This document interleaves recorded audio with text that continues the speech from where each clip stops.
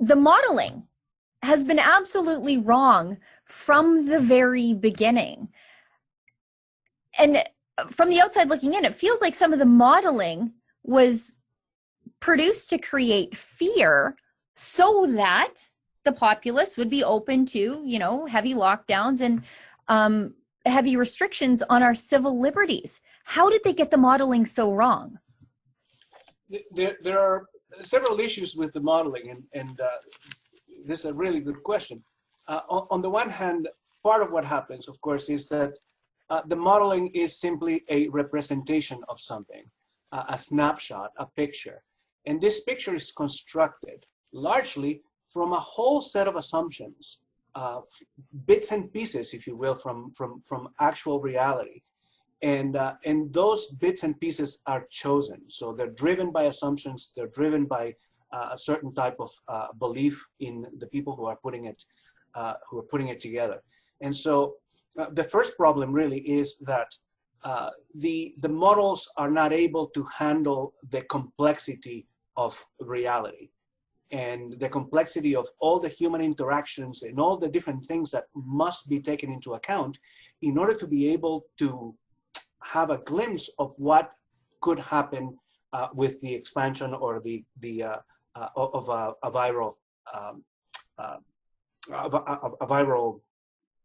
contagion like this one.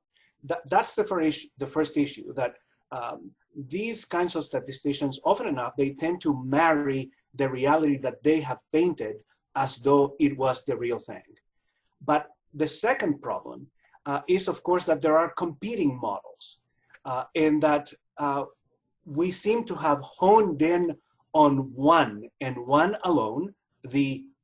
Happens to be the scariest one. So you were asking me about, you know, whether they're designed to create fear. Maybe they are, but certainly some are more prone to drive fear than others. And those are the ones that had the largest prognosticated numbers of death. They happen to have been made by this guy named Ferguson. And the thing about Ferguson and his model is, of course, that not only was it wrong, but it was wrong by several orders of magnitude. And this was not the first time that his models were wrong. He has a long record of wrong models and modeling going back decades. And so for the life of me, I don't understand how A, we picked that model, and B, then we shut down anyone else who had any kind of competing model that was perhaps less alarmist and maybe to some extent more reliable. So those issues, and these of course connects to what Barry was saying, that the people who picked these models are the medical officers that are advising the policymakers. And so if there is something to be said here, is that the medical bureaucrats honed in on the alarmist or the most alarmist models, and those are the ones, or seem to have been the ones, that they put in front of the policymakers. Just like climate change. Just like climate change.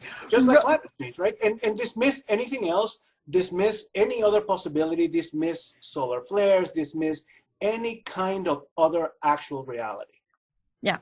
It's interesting how it quickly turns into a doomsday scenario. You pick the scariest thing, that's the one, we'll build policy around that and just discard everything else. And it happens across the board, but there is a strong overlay between climate change modeling and COVID modeling. Sure. And now we're connecting them.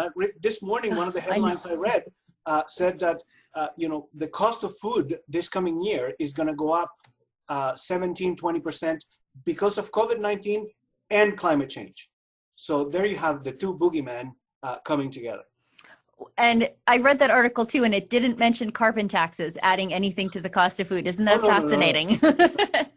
No. We all know that if we pay more taxes, the weather will improve. If you'd like to get access to my show, as well as other great TV style shows too, like Ezra's Nightly, Ezra Levant Show, and David Menzies' Friday night show, Rebel Roundup, just go to rebelnews.com/subscribe.